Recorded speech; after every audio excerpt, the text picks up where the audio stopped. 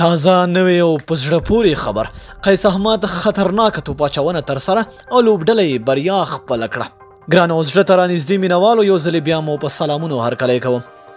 افغان لیګ بریک توپاچونکی قیس احمد په ټي10 لیګ کې په زړه پورې او خطرناکه توپاچونه ترسره کړه چې په دوه اورونو کې 3 لوبغاړي وسوځول او د نوموړي لوبډلې بنګلا ټایګرز بریا خپله کړه. د بنگلا ټایګرز لوبډلې لومړی توپخانه ترسره کړه چې په ټاکلو 10 اورونو کې 3 لوبغاړي په سوځېدو 129 منډې ترلاسه کړې.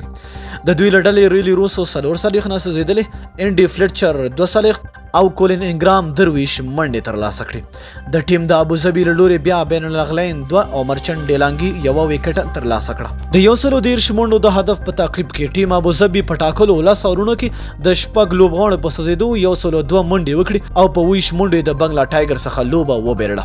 د دوی لوري اویشکا فرانانډو 50 او لوکرایټ 20 منډې ترلاسه کړې. د بنگلا ټایګرز له لوري لیګ بریک توپاچونکی قیس احمد په زړه پورې توپاچونه ترسره کړه چې د ټیم ابوظبي 3 مهم لوبغاړي وسوځول. نوموړي په 2 اورونو کې 12 منډې ورکړې او 3 وکټې ترلاسه کړې.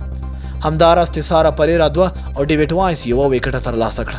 د لوبې د غوره لوبغاړي جایزه ام ډي فلیچر ته ورکړل شوه. نو ډیره مینه او مننه چې ویډیو مر سره تر پایه ولیدله. تر بیا او بل ویډیو د الله په امان.